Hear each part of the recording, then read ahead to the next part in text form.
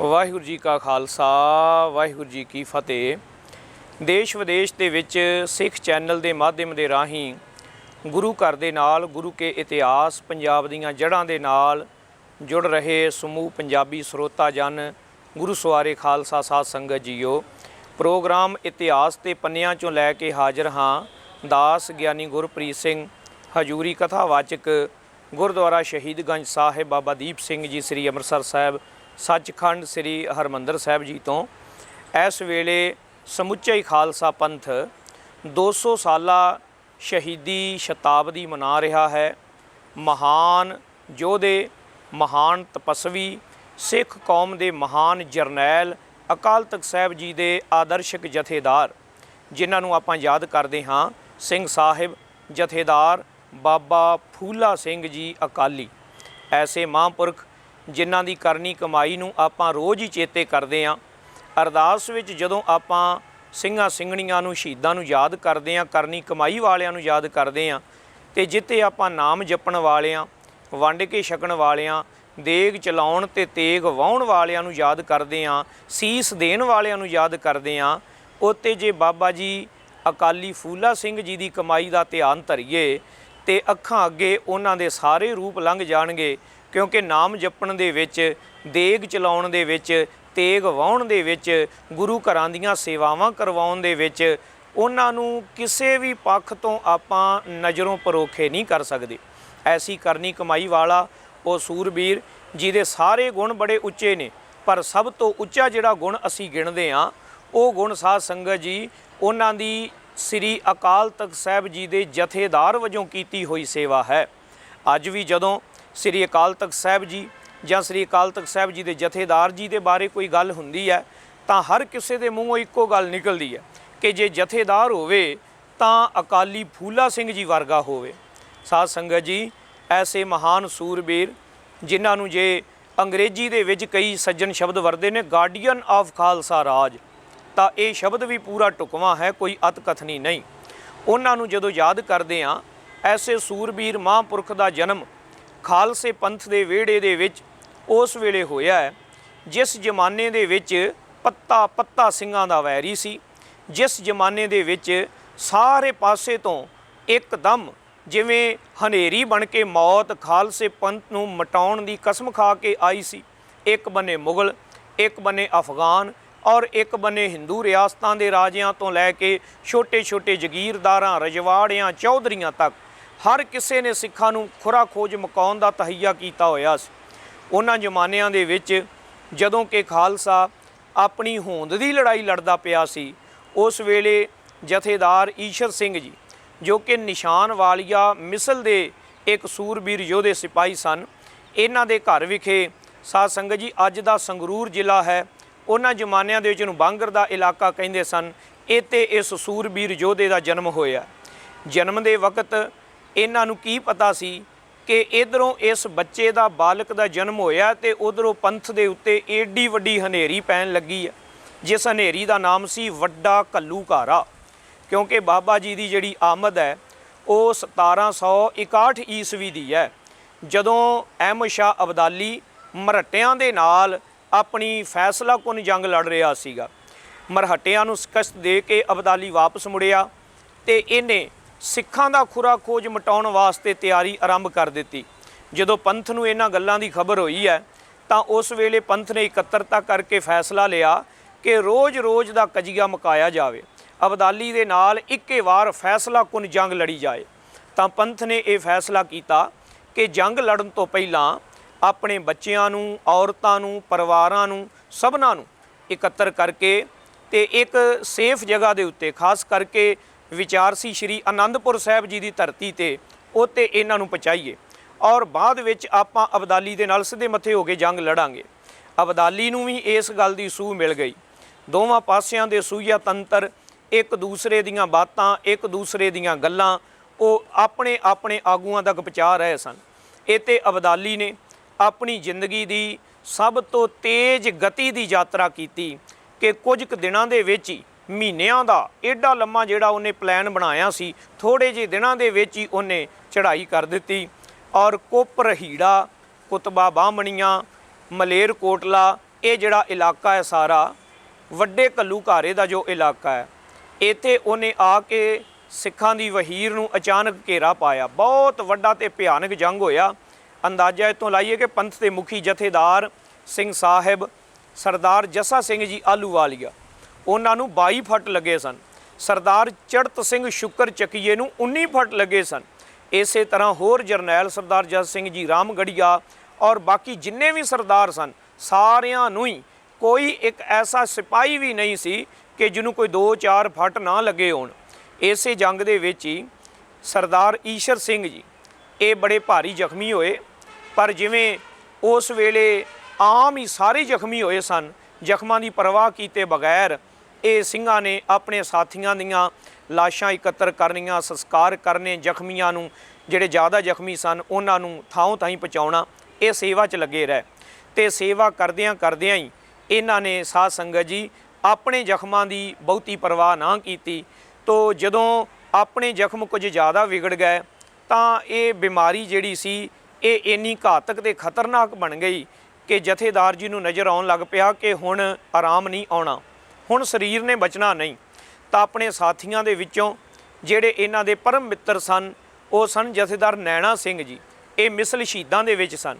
ਇਹਨਾਂ ਨੂੰ ਆਪਣੇ ਬਾਲਕ ਛੋਟੇ ਜਿਹੇ ਬੱਚੇ ਭਾਈ ਫੂਲਾ ਸਿੰਘ ਜੀ ਦੀ ਬਾਂਹ ਫੜਾਈ ਤੇ ਆਖਿਆ, ਮੇਰੀ ਥਾਂ ਤੇ ਖਾਲਸੇ ਦੀ ਸੇਵਾ ਦੇ ਵਿੱਚ ਮੇਰੇ ਪੁੱਤ ਨੂੰ ਲਾਇਓ ਤੇ ਮੇਰੇ ਪੁੱਤਰ ਨੂੰ, ਮੇਰੇ ਬੱਚੇ ਨੂੰ ਗੁਰਬਾਣੀ ਦਾ ਪ੍ਰੇਮੀ, ਪੰਥ ਦਾ ਸੇਵਕ ਬਣਾਇਓ, ਪੰਥ ਦੀ ਖਾਤਰ ਸੀਸ ਦੇਣ ਵਾਲਾ ਬਣਾਇਓ।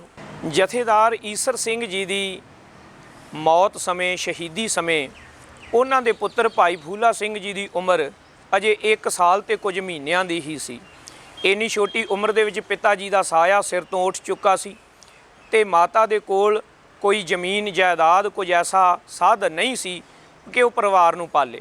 ਔਰ ਜਥੇਦਾਰ ਜੀ ਜਾਂਦੇ ਜਾਂਦੇ ਆਪਣੇ ਪੁੱਤਰ ਦੀ ਬਾਂਹ ਉਹ ਆਪਣੇ ਸਾਥੀ, ਆਪਣੇ ਪਿਆਰੇ ਗੁਰੂ ਕੇ ਨਿਵਾਜੇ ਹੋਏ ਸਿੰਘ ਜਥੇਦਾਰ ਬਾਬਾ ਨੈਣਾ ਸਿੰਘ ਜੀ ਨੂੰ ਫੜਾ ਗਏ ਸਨ। ਉਸ ਜ਼ਮਾਨੇ ਦੇ ਹਾਲਾਤ ਇਹ ਸੀ ਕਿ ਜਿਸ ਵੇਲੇ ਸਰਦਾਰ ਜੱਸਾ ਸਿੰਘ ਜੀ ਆਹਲੂਵਾਲੀਆ ਜੋ ਉਸ ਵੇਲੇ ਪੰਥ ਦੇ ਮੁਖੀ ਜਰਨੈਲ ਸਨ, ਉਹਨਾਂ ਨੇ ਆਪਣੀ ਮਿਸਲ ਦੀ ਵੀ ਕਮਾਨ ਸੰਭਾਲੀ ਸੀ ਤੇ ਬੁੱਢਾ ਦਲ ਦੇ ਵੀ ਮੁਖੀ ਸਨ ਔਰ ਉਸ ਵੇਲੇ ਉਹ ਸਮੁੱਚੇ ਪੰਥ ਦੀ ਅਗਵਾਈ ਕਰਦੇ ਪਏ ਸਨ। ਮਿਸਲ ਸ਼ਹੀਦਾਂ ਦੇ ਵਿੱਚ ਇਹ ਰਵਾਇਤ ਸੀ ਕਿ ਮਿਸਲ ਸ਼ਹੀਦਾਂ ਉਹ ਜਦੋਂ ਵੀ ਕਿਸੇ ਜੰਗ ਦੇ ਵਿੱਚ ਫਤਿਹ ਪਾਉਂਦੇ ਤੇ ਬਾਕੀ ਮਿਸਲਾਂ ਦੇ ਵਾਂਗ ਉਹ ਇਲਾਕੇ ਤੇ ਕਬਜ਼ਾ ਨਹੀਂ ਸਨ ਕਰਦੇ, ਬਲਕਿ ਉਹ ਆਪਣੇ ਜਿੱਤੇ ਇਲਾਕੇ ਵੀ ਦੂਜੀਆਂ ਮਿਸਲਾਂ ਦੇ ਸਰਦਾਰਾਂ ਨੂੰ ਦੇ ਦਿੰਦੇ ਸਨ ਤੇ ਆਪ ਨਿਸ਼ਕਾਮ ਸੇਵਾ ਹੀ ਕਰਦੇ ਸਨ। ਇਸ ਪ੍ਰਕਾਰ ਬਾਬਾ ਨੈਣਾ ਸਿੰਘ ਜੀ ਦੇ ਮਤਹਿਤ ਭਾਈ ਫੂਲਾ ਸਿੰਘ ਜੀ ਜੋ ਬਚਪਨ ਦੇ ਵਿੱਚ ਹੀ ਬੜੇ ਪ੍ਰੇਮ ਦੇ ਨਾਲ ਬਾਣੀ ਕੰਠ ਕਰਦੇ, ਆਪਣੇ ਮਾਤਾ ਜੀ ਦੇ ਚਰਨਾਂ ਦੇ ਵਿੱਚ ਰਹਿ ਕੇ ਪੰਥ ਦੀ ਸੇਵਾ ਲਈ ਉਹਨਾਂ ਨੂੰ ਲਗਾਤਾਰ ਪ੍ਰੇਰਨਾ ਮਿਲਦੀ ਰਹਿੰਦੀ, ਤਾਂ ਅਚਾਨਕ ਛੋਟੀ ਉਮਰ ਦੇ ਵਿੱਚ ਹੀ ਇਹ ਮਾਤਾ ਜੀ ਵੀ ਉਦੋਂ ਚੜ੍ਹਾਈ ਕਰ ਗਏ। ਤਾਂ ਬਾਬਾ ਜੀ ਹੁਣ ਸਿੱਧੇ ਰੂਪ ਦੇ ਵਿੱਚ ਜਥੇਦਾਰ ਨੈਣਾ ਸਿੰਘ ਜੀ ਦੀ ਸਰਪ੍ਰਸਤੀ ਵਿੱਚ ਆ ਗਏ। ਇੱਥੇ ਰਹਿ ਕੇ ਜਿੱਤੇ 5 ਬਾਣੀਆਂ ਦਾ ਨਿਤਨੇਮ ਘਰੋਂ ਹੀ ਕੰਠ ਕਰ ਲਿਆ ਸੀ। ਜਥੇ ਵਿੱਚ ਆਉਣ ਤੋਂ ਬਾਅਦ ਉਹਨਾਂ ਨੇ ਸੁਖਮਨੀ ਸਾਹਿਬ, ਆਸਾ ਕੀ ਵਾਰ, ਅਕਾਲ ਉਸਤਤ, 33 ਸਵਈਏ, ਅਣਗਿਣਤ ਬਾਣੀਆਂ ਕੰਠ ਕਰ ਲਈਆਂ। ਲਗਾਤਾਰ 2 ਵਜੇ ਤੋਂ ਲੈ ਕਰਕੇ ਰਾਤ ਦੇ 9-10 ਵਜੇ ਤੱਕ ਸੇਵਾ ਵਿੱਚ, ਸਿਮਰਨ ਵਿੱਚ, ਨਾਮ ਬਾਣੀ ਦੇ ਅਭਿਆਸ ਵਿੱਚ ਹੀ ਜੁਟੇ ਰਹਿੰਦੇ। ਜਿੱਧਰ ਨੂੰ ਇਸ਼ਾਰਾ ਹੋ ਜਾਂਦਾ ਉਧਰਲੇ ਪਾਸੇ ਹੀ ਆਪਾ ਗਵਾ ਕੇ ਸੇਵਾ ਕਰਦੇ। ਬਾਬਾ ਜੀ ਨੇ ਸ਼ਸਤਰ ਵਿੱਦਿਆ ਦੇ ਜੌਹਰ ਵੀ ਸਹਿਜੇ ਹੀ ਸਿੱਖ ਲੈ ਤੇ ਜਦੋਂ ਸ਼ਸਤਰ ਵਿੱਦਿਆ ਸਿੱਖਦੇ ਪਏ ਸਨ, ਇਉਂ ਲੱਗਦਾ ਸੀ ਜਿਵੇਂ ਇਹ ਪਹਿਲਾਂ ਹੀ ਸਿੱਖਿਆ ਸਿਖਾਇਆ ਹੀ ਆਇਆ ਹੋਵੇ। ਇਸ ਤਰ੍ਹਾਂ ਬਾਣੀ ਵਿੱਚ ਵੀ ਤੇ ਸ਼ਸਤਰ ਵਿੱਦਿਆ ਦੇ ਵਿੱਚ ਵੀ ਬਹੁਤ ਛੋਟੀ ਉਮਰ 'ਚ ਨਿਪੁੰਨ ਹੋ ਗਿਆ। ਘੋੜ ਸਵਾਰੀ ਦੇ ਵਿੱਚ ਇੰਨੀ ਫੁਰਤੀ ਸੀ ਕਿ ਜਥੇ ਦਾ ਕੋਈ ਦੂਜਾ ਸਿੰਘ ਵੀ, ਚੰਗੇ ਜੰਗ ਦੇ ਮੰਝੇ ਹੋਏ ਸਿੰਘ ਵੀ ਇਹਦੀ ਘੋੜ ਸਵਾਰੀ ਵੱਲ ਵੇਖ ਕੇ ਹੈਰਾਨ ਹੁੰਦੇ ਸਨ। ਇਸ ਤਰ੍ਹਾਂ ਬਹੁਤ ਛੋਟੀ ਉਮਰ ਦੇ ਵਿੱਚ ਇਹ ਬਾਬਾ ਨੈਣਾ ਸਿੰਘ ਜੀ ਦੇ ਗੜਵਈ ਬਣ ਗਏ। ਇੱਥੋਂ ਆਪ ਜੀ ਦਾ ਪੰਥਕ ਜੀਵਨ ਆਰੰਭ ਹੋ ਗਿਆ। ਜਿਸ ਵੇਲੇ ਸਰਦਾਰ ਜੱਸਾ ਸਿੰਘ ਜੀ ਆਹਲੂਵਾਲੀਆ ਸੱਚਖੰਡ ਪਿਆਣਾ ਕਰ ਗਏ, ਉਸ ਵੇਲੇ ਜਥੇਦਾਰ ਨੈਣਾ ਸਿੰਘ ਜੀ ਨੂੰ ਜਥੇਦਾਰ ਜੀ ਦੀ ਜਗ੍ਹਾ ਦੇ ਉੱਤੇ ਸ੍ਰੀ ਅਕਾਲ ਤਖਤ ਸਾਹਿਬ ਜੀ ਦੀ ਵੀ ਔਰ ਬੁੱਢਾ ਦਲ ਦੀ ਵੀ ਜਥੇਦਾਰੀ ਪ੍ਰਾਪਤ ਹੋ ਗਈ ਹੈ, ਕਿਉਂਕਿ ਉਸ ਵੇਲੇ ਮਿਸਲਾਂ ਦੇ ਸਰਦਾਰ ਰਾਜਸੀ ਜੀਵਨ ਵਿੱਚ ਪੈ ਚੁੱਕੇ ਸਨ। ਤੋ ਇਹਨਾਂ ਨੇ ਮਿਸਲਾਂ ਦੇ ਸਰਦਾਰਾਂ ਨੂੰ ਜਿੱਤੇ ਧਰਮ ਦਾ ਮਾਰਗ ਵਿਖਾਉਣਾ, ਗੁਰਦੁਆਰਿਆਂ ਦੀ ਸੇਵਾ ਸੰਭਾਲ ਕਰਨੀ, ਧਰਮ ਦਾ ਪ੍ਰਚਾਰ ਕਰਨਾ, ਅੰਮ੍ਰਿਤ ਛਕਾਉਣਾ, ਵਹੀਰ ਦੇ ਰੂਪ ਦੇ ਵਿੱਚ ਥਾਵਾਂ-ਥਾਵਾਂ ਤੇ ਪਿੰਡਾਂ ਸ਼ਹਿਰਾਂ ਦੇ ਵਿੱਚ ਜਾ ਕੇ ਪ੍ਰਚਾਰ ਕਰਨਾ, ਜੰਗਾਂ ਯੁੱਧਾਂ ਦੇ ਵਿੱਚ ਵੀ ਹਿੱਸੇ ਲਾਉਣੇ, ਔਰ ਜ਼ਾਲਮਾਂ ਦੇ ਨਾਲ ਡਟ ਕੇ ਟਾਕਰਾ ਕਰਨਾ। ਇਹ ਸਾਰਾ ਕੁਝ ਬਾਬਾ ਫੂਲਾ ਸਿੰਘ ਜੀ ਜਥੇਦਾਰ ਨੈਣਾ ਸਿੰਘ ਜੀ ਦੀ ਅਗਵਾਈ ਦੇ ਵਿੱਚ ਆਪ ਅੱਗੇ ਹੋ ਕੇ ਮੋਢੇ ਨਾਲ ਮੋਢਾ ਢਾ ਕੇ ਸੇਵਾ ਦੇ ਵਿੱਚ ਹਿੱਸਾ ਪਾਉਂਦੇ ਰਹੇ। ਇਸੇ ਦੌਰਾਨ ਯਾਤਰਾ ਵੀ ਬਹੁਤ ਕੀਤੀਆਂ, ਜੰਗ ਵੀ ਬਹੁਤ ਲੜੇ ਨੇ, ਛੋਟੇ ਮੋਟੇ ਸੇਵਾ ਦੇ ਵਿੱਚ ਲਗਾਤਾਰ ਤਤਪਰ ਰਹੇ ਨੇ। ਇੱਕ ਘਟਨਾ ਜਿਹੜੀ ਬੜੀ ਮਹੱਤਵਪੂਰਨ ਇੱਥੇ ਸਾਹਮਣੇ ਆਉਂਦੀ ਹੈ, ਜਿੱਥੇ ਪੰਥਕ ਪੱਧਰ ਦੇ ਉੱਤੇ ਅਕਾਲੀ ਫੂਲਾ ਸਿੰਘ ਜੀ ਦਾ ਨਾਮਣਾ ਬਾਨਾ ਸ਼ੁਰੂ ਹੁੰਦਾ ਹੈ। ਉਹ ਘਟਨਾ ਇਹ ਹੈ ਕਿ ਸ਼ੇਰੇ ਪੰਜਾਬ ਮਹਾਰਾਜਾ ਰਣਜੀਤ ਸਿੰਘ ਲਾਹੌਰ ਦੇ ਉੱਤੇ ਕਬਜ਼ਾ ਕਰਕੇ ਆਪਣੇ ਆਪ ਨੂੰ ਜਦੋਂ ਮਹਾਰਾਜਾ ਡਿਕਲੇਅਰ ਕਰਦੇ ਨੇ 1799 ਦੇ ਵਿੱਚ, ਤਾਂ ਅੰਮ੍ਰਿਤਸਰ ਦੀ ਸੰਗਤ ਨੇ ਵੀ ਉਹਨਾਂ ਨੂੰ ਚਿੱਠੀਆਂ ਲਿਖ ਕੇ ਘੱਲੀਆਂ ਕਿ ਭੰਗੀ ਮਿਸਲ ਦਾ ਪ੍ਰਬੰਧ ਇੰਨਾ ਯੋਗ, ਇੰਨਾ ਵਧੀਆ ਨਹੀਂ, ਆਪ ਜੀ ਕਿਰਪਾ ਕਰਕੇ ਆ ਕੇ ਸ੍ਰੀ ਅੰਮ੍ਰਿਤਸਰ ਸਾਹਿਬ ਜੀ ਦਾ ਪ੍ਰਬੰਧ ਵੀ ਸੰਭਾਲੋ। ਤਾਂ ਮਹਾਰਾਜਾ ਰਣਜੀਤ ਸਿੰਘ ਉਹ ਬਹੁਤ ਤਤਪਰ ਹੋ ਗਏ ਕਿ ਲਾਹੌਰ ਸਿਆਸੀ ਰਾਜਧਾਨੀ ਹੈ ਅਤੇ ਸ੍ਰੀ ਅੰਮ੍ਰਿਤਸਰ ਸਾਹਿਬ ਉਹ ਪੰਥ ਦੀ ਧਾਰਮਿਕ ਰਾਜਧਾਨੀ ਹੈ। ਫੌਜਾਂ ਲੈ ਕੇ ਪਹੁੰਚ ਗਏ। ਉਹਨਾਂ ਨੇ ਆਪਣੀ ਵੱਲੋਂ ਪੇਸ਼ਕਸ਼ ਵੀ ਕੀਤੀ ਕਿ ਭੰਗੀ ਮਿਸਲ ਦੀ ਸਰਦਾਰਨੀ ਉਹ ਕਿਉਂਕਿ ਅਗਵਾਈ ਕਰ ਰਹੀ ਸੀ ਫੌਜ ਦੀ, ਉਹਨਾਂ ਨੇ ਆਖਿਆ ਕਿ ਜੇ ਤੁਸੀਂ ਜਗੀਰ ਲੈ ਕੇ ਅੰਮ੍ਰਿਤਸਰ ਸ਼ਹਿਰ ਛੱਡ ਦਿਓ, ਜੰਗ ਲੜਨ ਦੀ ਨੌਬਤ ਨਾ ਆਵੇ। ਪਰ ਉਸ ਮਾਈ ਨੇ ਵੀ, ਮਾਈ ਸੁੱਖਾ ਨੇ ਤੋਪਾਂ ਮੀੜ ਲਈਆਂ, ਜੰਗ ਦੀ ਤਿਆਰੀ ਕਰ ਲਈ। ਭੰਗੀ ਮਿਸਲ ਦੇ ਜਰਨੈਲ ਵੀ ਨਹੀਂ ਸਨ ਚਾਹੁੰਦੇ ਕਿ ਬਿਨਾਂ ਲੜੇ ਅਸੀਂ ਅੰਮ੍ਰਿਤਸਰ ਸਾਹਿਬ ਵਰਗੀ ਅਹਿਮ ਜਿਹੜੀ ਜਗ੍ਹਾ ਹੈ ਉਹ ਰਣਜੀਤ ਸਿੰਘ ਨੂੰ ਛੱਡ ਦਈਏ। ਤਾਂ ਦੋਵਾਂ ਪਾਸਿਆਂ ਤੋਂ ਖੂਨ ਵਹਾਉਣ ਦੀ ਤਿਆਰੀ ਹੋ ਚੁੱਕੀ ਸੀ। ਜਥੇਦਾਰ ਨੈਣਾ ਸਿੰਘ ਜੀ ਨੂੰ ਪਤਾ ਲੱਗਾ, ਆਪ ਜੀ ਕਿਉਂਕਿ ਬਜ਼ੁਰਗ ਹੋ ਚੁੱਕੇ ਨੇ, ਤਾਂ ਆਪਣੇ ਗੜਵਈ ਤੇ ਆਪਣੇ ਤੋਂ ਬਾਅਦ ਮੀਤ ਜਥੇਦਾਰ ਫੂਲਾ ਸਿੰਘ ਜੀ ਨੂੰ ਆਪ ਜੀ ਨੇ ਆਗਿਆ ਦੇ ਕੇ ਘੱਲਿਆ ਕਿ ਜਾਓ ਫੂਲਾ ਸਿੰਘ ਜੀ, ਜਾ ਕੇ ਗੁਰੂ ਕੀ ਨਗਰੀ ਦੇ ਵਿੱਚ ਸਿੱਖਾਂ ਦਾ ਖੂਨ ਵਹਾਉਣ ਤੋਂ ਡੱਕੋ। ਆਪ ਜੀ ਘੋੜੇ ਤੇ ਸਵਾਰ ਹੋਏ, ਬਿਜਲੀ ਦੀ ਫੁਰਤੀ ਦੇ ਨਾਲ ਮੈਦਾਨੇ ਜੰਗ ਵਿੱਚ ਪਹੁੰਚ ਗਏ। ਇੱਕ ਬੰਨੇ ਮਹਾਰਾਜਾ ਰਣਜੀਤ ਸਿੰਘ ਤੇ ਦੂਜੇ ਬੰਨੇ ਭੰਗੀ ਸਰਦਾਰਾਂ ਦੀਆਂ ਫੌਜਾਂ ਵਿਚਕਾਏ ਹੋ ਗਏ। ਆਖਿਆ ਕਿ ਗੁਰੂ ਕੀ ਨਗਰੀ ਦੇ ਵਿੱਚ ਸਿੱਖ ਤੇ ਗੋਲੀ ਚਲਾਏ, ਤੋਪ ਚਲਾਏ, ਇਹ ਬਰਦਾਸ਼ਤ ਅਸੀਂ ਨਹੀਂ ਕਰਾਂਗੇ। ਇੱਥੇ ਆ ਕੇ ਆਪੋ ਵਿੱਚ ਦੀ ਲਹੂ ਨਾ ਡੋਲੋ। ਦੋਵਾਂ ਪੱਖਾਂ ਨੂੰ ਫਿਟਕਾਰਾਂ ਪਾਈਆਂ, ਸ਼ਰਮ ਦਿਵਾਈ, ਤਾਂ ਦੋਵਾਂ ਪੱਖਾਂ ਨਾਲ ਗੱਲ ਕੀਤੀ। ਮਹਾਰਾਜਾ ਰਣਜੀਤ ਸਿੰਘ ਨੇ ਅਕਾਲੀ ਜੀ ਦੀ ਹਰ ਗੱਲ ਨੂੰ ਸਿਰ ਮੱਥੇ ਪ੍ਰਵਾਨ ਕੀਤਾ। ਆਖਿਆ ਬਾਬਾ ਜੀ, ਅੰਮ੍ਰਿਤਸਰ ਦੀ ਸੰਗਤ ਨੇ ਮੈਨੂੰ ਬੁਲਾਇਆ, ਮੈਂ ਆਪਣੀ ਮਰਜ਼ੀ ਨਾਲ ਨਹੀਂ ਆਇਆ। ਲੋਕ ਭੰਗੀਆਂ ਦੀ ਇੱਥੋਂ ਦੀ ਇੰਤਜ਼ਾਮੀਆਂ ਤੋਂ ਖੁਸ਼ ਨਹੀਂ ਹਨ। ਜੇ ਸੰਗਤ ਨਹੀਂ ਚਾਹੁੰਦੀ ਤੇ ਫਿਰ ਭੰਗੀਆਂ ਨੂੰ ਰਾਜ ਕਰਨ ਦਾ ਅਧਿਕਾਰ ਕੋਈ ਨਹੀਂ ਇਖਲਾਕੀ ਤੌਰ ਤੇ। ਤਾਂ ਮਹਾਰਾਜੇ ਨੇ ਮਾਈ ਸੁੱਖਾ ਨੂੰ ਵੀ ਸਮਝਾ ਕੇ ਮਹਾਰਾਜਾ ਰਣਜੀਤ ਸਿੰਘ ਜੀ ਨੂੰ ਵੀ ਥੋੜ੍ਹਾ ਜਿਹਾ ਝਿੜਕ ਕੇ ਸਮਝੌਤਾ ਕਰਵਾਇਆ। ਸਮਝੌਤੇ ਵਿੱਚ ਜਥੇਦਾਰ ਜੀ ਦੇ ਇੱਕ ਵੀ ਬਚਨ ਤੋਂ ਮਹਾਰਾਜਾ ਰਣਜੀਤ ਸਿੰਘ ਫਿਰਿਆ ਨਹੀਂ, ਬਲਕਿ ਦਿਲ ਖੋਲ੍ਹ ਕੇ ਜਗੀਰਾਂ, ਦਿਲ ਖੋਲ੍ਹ ਕੇ ਹਰ ਇੱਕ ਸ਼ਰਤ ਦੇ ਉੱਤੇ ਉਹਨੇ ਪੂਰਾ ਉਤਰ ਕੇ ਭੰਗੀ ਮਿਸਲ ਦੀ ਮਾਈ ਸੁੱਖਾ ਨੂੰ ਉਹਨਾਂ ਦੀ ਹਰ ਇੱਕ ਮੰਗ ਪੂਰੀ ਕਰਕੇ ਅੰਮ੍ਰਿਤਸਰ ਸ਼ਹਿਰ ਤੋਂ ਦਸਤਬਰਦਾਰ ਕੀਤਾ। ਇਸ ਘਟਨਾ ਨੇ ਜਿੱਤੇ ਪੰਥਕ ਹਲਕਿਆਂ ਦੇ ਵਿੱਚ ਜਥੇਦਾਰ ਫੂਲਾ ਸਿੰਘ ਜੀ ਦੀ ਉੱਚੀ ਪਦਵੀ ਜਿਹੜੀ ਹੈ ਉਹਨੂੰ ਸਾਹਮਣੇ ਲਿਆਂਦਾ। ਉੱਤੇ ਮਹਾਰਾਜਾ ਰਣਜੀਤ ਸਿੰਘ ਦੇ ਮਨ ਵਿੱਚ ਵੀ ਸਦਾ ਵਾਸਤੇ ਜਥੇਦਾਰ ਫੂਲਾ ਸਿੰਘ ਜੀ ਦਾ ਸਤਿਕਾਰ ਔਰ ਉਹਨਾਂ ਦਾ ਉੱਚਾ ਪਦ ਜਿਹੜਾ ਹੈ ਉਹ ਪੱਕਾ ਕਰ ਦਿੱਤਾ ਸੀ। ਇਸ ਤੋਂ ਅੱਗੇ ਜਥੇਦਾਰ ਜੀ ਦੇ ਜੀਵਨ ਦੇ ਵਿੱਚ ਬਹੁਤ ਐਸੀਆਂ ਘਟਨਾਵਾਂ ਨੇ, ਪਰ ਸਮਾਂ ਸੰਖੇਪ ਹੋਣ ਕਰਕੇ ਅਸੀਂ ਮੁੱਖ ਘਟਨਾਵਾਂ ਦਾ ਜ਼ਿਕਰ ਕਰਦੇ ਹਾਂ ਕਿ ਪਹਿਲੀ ਵਾਰ ਜਦੋਂ ਮਹਾਰਾਜਾ ਰਣਜੀਤ ਸਿੰਘ ਨੇ 1807 ਵਿੱਚ ਕਸੂਰ ਫਤਿਹ ਕਰਨਾ ਸੀ, ਤਾਂ ਕਸੂਰ ਦੇ ਵਿੱਚ ਬਹੁਤ ਭਿਆਨਕ, ਬੜੇ ਖਤਰਨਾਕ ਤਸੀਹੇ ਸਿੱਖਾਂ ਹਿੰਦੂਆਂ ਨੂੰ ਦਿੱਤੇ ਜਾ ਰਹੇ ਸਨ। ਮੁਸਲਮਾਨ ਹਾਕਮ ਬਹੁਤ ਪਾਪ ਕਮਾ ਰਹੇ ਸੀ। ਮਹਾਰਾਜੇ ਨੇ ਆਪਣੇ ਵਜ਼ੀਰ ਫਕੀਰ ਅਜ਼ੀਜ਼ੁਦੀਨ ਨੂੰ ਭੇਜਿਆ ਤੇ ਤੂੰ ਜਾ ਕੇ ਉਹਨਾਂ ਨੂੰ ਸਮਝਾ ਕਿ ਉਹ ਜਗੀਰ ਲੈ ਲੈਣ, ਰਾਜ ਭਾਗ ਸਾਡੇ ਹਵਾਲੇ ਕਰ ਦੇਣ, ਕਸੂਰ ਦਾ ਇਲਾਕਾ ਸਾਡੇ ਹਵਾਲੇ, ਸਾਡੇ ਮੁਤਹਿਦ ਕਰ ਦੇਣ।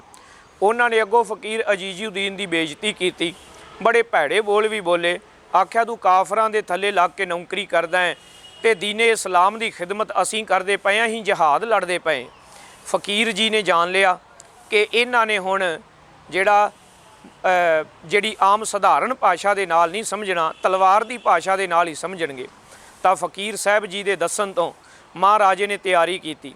ਅਜੇ ਮਹਾਰਾਜੇ ਦੇ ਕੋਲ ਏਡੀ ਵੱਡੀ ਤਾਕਤ ਉਦੋਂ ਹੈ ਵੀ ਨਹੀਂ ਸੀ। ਤਾਂ ਸ੍ਰੀ ਦਰਬਾਰ ਸਾਹਿਬ ਆਏ, ਅਰਦਾਸਾ ਕਰਵਾਇਆ, ਨਾਲ ਅਕਾਲੀ ਜੀ ਨੂੰ ਬੇਨਤੀ ਕੀਤੀ ਕਿ ਜੇ ਸਮੁੱਚਾ ਪੰਥ ਜੁੜ ਕੇ इस जुल्म का नाश कर ਲਈ इकत्तर होवे ਤਾਂ कामयाबी बड़ी आसान है, नहीं तो कामयाबी मिलनी बहुत मुश्किल ते बड़ी कठिन खेड होवेगी। तो अकाली जी पाप ते जुल्म के नाशक, सच ते धर्म के रक्षक उस वेले तैयार होए। कसूर की फतेह दे विच वड्डा हिस्सा आप जी ने पाया। इस प्रकार फिर अगों जाके बड़ियां बड़ियां वड्डियां जंगां दे विच, मुल्तान की जंग दे विच तां इत्थों तक कि जदों आपां घटना सुनते हैं तोप का पहिया टुटना तो मोढे डाह के सिखां ने शहीदी पाउणी, उस घटना के वक्त अकाली जी घोड़े ते सवार ने, इधर तोप के पहिए टुटे ने तो गोले चल रहे ने। उम्मीद है थोड़े गोलियां दे नाल ही कंध च पाड़ पै जाएगा। तो इतिहास की वारता दे विच दर्ज है 13 ਸਿੰਘਾਂ ने मोढा दिता तोप नूं, धानो गुरु के सिंह। 13 ਸਿੰਘ वारी वारी शहीद होए। तो इधर बाबा फूला सिंह जी अपने अकाली जथे दे नाल घोड़े ते सवार उड़ीकदे ने कदों तोप दे गोलियां दे नाल कंध च पाड़ पवे ते कदों अंदर दाखल होइए। उधर मुजफ्फर खां भी तैयारी है, उत्ते उबलदे तेल दे कड़ाए ने और बहुत बहुत इंतजाम कीते ने। इवें जिवें ही तोप दे गोले दे नाल कंध च दराड़ पई, उस वेले अकाली जी बिजली की फुरती नाल घोड़े नूं कुदाउंदे होए सत श्री अकाल दे जकारे लाउंदे अंदर दाखल हो गए। बड़ियां गोलियां बड़े तीर लगे। वर्णन है कि किसी ने 4 तो किसी ने 7 का भी जिक्र किया कि इन्ने फट अकाली जी नूं लगे। इन्ने जोश नाल लड़े कि थोड़े समय दे विच ही उन्हां जिहड़े मुगल हाकम अफगान हाकम सन उन्हां दा दम टुट गया। इस तरह ये जंग फतेह की है। कश्मीर की फतेह विच भी आप जी ने योगदान पाया, अणगिणत जित्तां जित्तियां, पर कदे भी महाराजा रणजीत सिंह जी के अगे सामने उन्होंने कदे कोई दुनियावी मंग ना रखी। महाराजा रणजीत सिंह के सामने कदे वो एक आम सधारण फौजी जरनैल वांगू हाज़र नहीं होए, बल्कि अपने अहुदे ते रुतबे नूं सदा उच्चा रखिया। सब तो महत्वपूर्ण घटना जो बाबा जी के जीवन की है वो ये है कि महाराजा रणजीत सिंह नूं तनख्वाह लाउणी, सज़ा लाउणी। हुण इहदे ते कईयां ने कई कियास राइयां करके अटकल पच्चू भी लाए ने, पर जिहड़ी असल घटना वो ये है कि नाची मोरां जिसका कि महाराजा रणजीत सिंह नूं डोगरियां इतिहादक ने सो बड़ी वडियाई करके उहदा नाच गाना वेखण वास्ते मना लिया। उन्हें महाराजे दे कोलों इनाम के रूप में जो पेशकश की, महाराजे ने कहा जो मंगेगी दवांगा। तो उन्हें आख्या मेरे नां दा सिक्का जारी कर दिओ। महाराजे ने जबान दिती सी, महाराजा सिक्का जारी भी नहीं सी कर सकता क्योंकि सिक्के तो अपने नां दे भी नहीं सानू जारी करता। आखिर कुछ जिहड़े घटिया किस्म के सलाहकार हुंदे ने उन्होंने कह दिता महाराज 100 सिक्का इहदे नां दा जारी करके इहदे मत्थे मारो, तुहाडी जबान भी रह जाएगी तो पंथ दे विच रौला भी नहीं पएगा। 100 सिक्के दे नाल की हो चलिया। पर महाराजा रणजीत सिंह की ये कमजोरी वो इदां प्रगट हो गई कि अचानक एक दिन वो शरारत वजों जां भोलेपन विच ही अचानक ही किसी ने वो सिक्का लिया के दरबार साहब मत्था टेक दिता। वो सिक्का जदों सेवादारां ने वेखिया बाबा जी दे सन्मुख पेश कर दिता। बाबा जी वेखो किड्डा वड्डा पाप हो गया। जदों बाबा जी ने वेखिया उस वेले ऐलान किया महाराजा रणजीत सिंह तनखाईया है, कोई सिख इहनूं फतेह ना बुलावे। दरबार दे विच सिखां दे विच इन्ना इज्जत मान सी, उन्होंने फतेह बुलाउण तो भी महाराजे नूं इनकार कर दिता। मुश्कां बन के हाज़र करन दा हुक्म होया। महाराजे नूं पता लगा वो आप ही मुश्कां बन के हथ पिछे बन के आप ही हाज़र हो गया। महाराजा रणजीत सिंह ने आप आके कोरड़ियां की सज़ा प्रवान की। तो जथेदार जी ने क्योंकि ये सज़ा सुनाई हुई सी कि कोरड़ा लिआंदा गया, जदों सज़ा दिती जान लगी तो कोई सिखां ने बेनती की कि जथेदार जी आप महाराजा आ गया, सज़ा प्रवान कर लई है। जदों उन्हें आप पिठ नंगी कर दी तो आप जी तरस करो। तो विद्वानां ने जिक्र किया है कि कपड़े का कोरड़ा वट के उहदे नाल फिर सज़ा दे के जिहड़ा सी महाराजा रणजीत सिंह नूं तनख्वाह भुगता दी गई। इस तरह बाबा जी अकाली फूला सिंह जी कदे महाराजा रणजीत सिंह नूं डोगरियां दा पालक कह के भी उन्होंने झिड़किया करदे ते कदे कदे बाबा जी महाराजा रणजीत सिंह नूं उहदियां कमजोरियां उहदे करैक्टर दे विच जां उहदी नीति दे विच कोई नुक्स होवे तां बेझिझक हो के उहनूं उस वेले टोक दिंदे सन।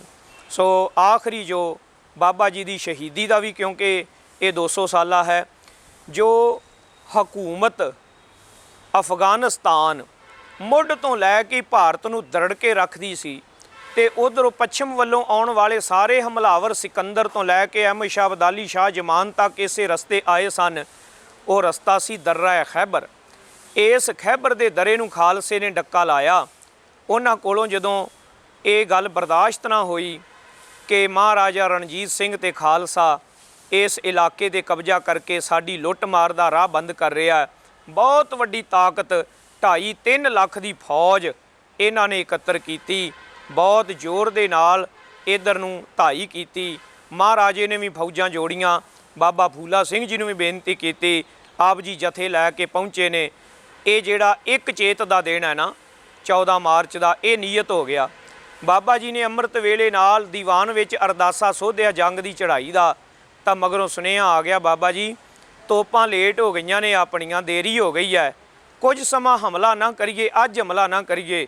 ਤਾਂ ਬਾਬਾ ਜੀ ਨੇ ਆਖਿਆ ਸੀ ਮਹਾਰਾਜਾ ਰਣਜੀਤ ਸਿੰਘ ਨੂੰ, ਕੰਵਰ ਖੜਗ ਸਿੰਘ ਨੂੰ ਆਖਿਆ, ਰਣਜੀਤ ਸਿੰਘ ਨੂੰ ਮਾਣ ਹੋਏਗਾ ਤੋਪਾਂ ਤੇ, ਰਣਜੀਤ ਸਿੰਘ ਦਾ ਆਸਰਾ ਹੋਏਗਾ ਆਪਣੇ ਜਰਨੈਲਾਂ ਤੇ ਫੌਜਾਂ ਤੇ, ਪਰ ਸਾਡਾ ਆਸਰਾ ਧੰਨ ਗੁਰੂ ਗ੍ਰੰਥ ਸਾਹਿਬ ਜੀ ਦੇ ਚਰਨਾਂ 'ਚ ਕੀਤੀ ਅਰਦਾਸ ਤੇ। ਅਰਦਾਸ ਦੀ ਲਾਜ ਰੱਖਣ ਲਈ ਬਾਬਾ ਜੀ ਨੇ ਬਿਨਾਂ ਕੁਝ ਪਿੱਛੇ ਵਿਚਾਰਿਆਂ ਹੱਲਾ ਬੋਲਿਆ। ਘਮਸਾਨ ਦੀ ਜੰਗ ਹੋਈ। ਇੰਨਾ ਭਿਆਨਕ ਜੰਗ ਸੀ ਕਿ ਮਹਾਰਾਜਾ ਖੁਦ ਵੀ ਵੇਖ ਕੇ ਹੈਰਾਨ ਹੋ ਗਿਆ। ਅਕਾਲੀ ਜੀ ਦੇ ਪੱਟ ਵਿੱਚ ਗੋਲੀ ਵੱਜੀ, ਘੋੜਾ ਸ਼ਹੀਦ ਹੋਇਆ। ਆਪ ਜੀ ਹਾਥੀ ਤੇ ਸਵਾਰ ਹੋਏ। ਹਾਥੀ ਤੇ ਲੜਦਿਆਂ ਜੂਝਦਿਆਂ ਸਨਮੁਖ ਹੋ ਕੇ ਆਪ ਜੀ ਨੇ ਕਈ ਵਾਰ ਕਈ ਫੱਟ ਕਈ ਗੋਲੀਆਂ ਖਾ ਕੇ ਹਾਥੀ ਦੇ ਹੋਦੇ ਦੇ ਵਿੱਚ ਹੀ ਉੱਤੇ ਜਦੋਂ ਆਪ ਜੀ ਨੂੰ ਗੋਲੀ ਲੱਗੀ ਆ ਨਾ ਸੀਨੇ ਵਿੱਚ ਆ ਕੇ, ਤੇ ਆਪ ਜੀ ਉੱਤੇ ਸ਼ਹੀਦ ਹੋਏ। ਪੁਰਾਤਨ ਗ੍ਰੰਥਾਂ ਦੇ ਵਿੱਚ ਵੇਰਵਾ ਹੈ ਕਿ ਆਪ ਜੀ ਉਸੇ ਵੇਲੇ ਆਪਣੇ ਤਨ ਨੂੰ ਜਦੋਂ ਭੌਰ ਉਡਾਰੀ ਮਾਰ ਗਿਆ ਤਾਂ ਇਹਨਾਂ ਸੰਭਾਲ ਲਿਆ ਸੀ ਸ਼ਹੀਦੀ ਦੇ ਵਕਤ ਕਿ ਹੁੰਦੇ 'ਚੋਂ ਡਿੱਗੇ ਨਹੀਂ।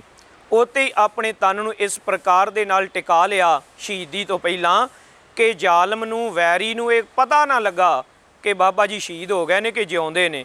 ਤਾਂ ਉਸ ਵੇਲੇ ਸਿੱਖ ਫੌਜ ਦੇ ਵਿੱਚ ਇੰਨਾ ਜੋਸ਼ ਆਇਆ, ਘੜੀ ਪਲਾਂ ਦੀ ਜੰਗ ਦੇ ਵਿੱਚ ਇੰਨੀ ਕੁ ਤੇਜ਼ੀ ਵਿਖਾਈ ਕਿ ਮੈਦਾਨੇ ਜੰਗ ਸਿੱਖਾਂ ਨੇ ਥੋੜ੍ਹੇ ਜਿਹੇ ਸਮੇਂ ਦੇ ਵਿੱਚ ਹੀ ਸਾਫ਼ ਕਰਕੇ ਅਫਗਾਨਾਂ ਦਾ ਇਹ ਵੱਡਾ ਹਮਲਾ ਡੱਕ ਕੇ ਉਹ ਦਰਵਾਜ਼ਾ ਜੋ ਸਦੀਆਂ ਤੋਂ ਉਧਰੋਂ ਜ਼ੁਲਮ ਦੀਆਂ ਧਾੜਾਂ ਇੱਧਰ ਆਉਂਦੀਆਂ ਸਨ, ਪਾਪ ਕੀ ਜੰਝ ਲੈ ਕਾਬਲੋਂ ਧਾਇਆ ਜੋਰੀ ਮੰਗੇ ਦਾਨਵੇ ਲਾ ਲਓ, ਉਹ ਜ਼ੁਲਮ ਦਾ ਦਰਵਾਜ਼ਾ ਜਿਹੜਾ ਸੀ ਪੱਕੇ ਤੌਰ ਤੇ ਬੰਦ ਕਰ ਦਿੱਤਾ।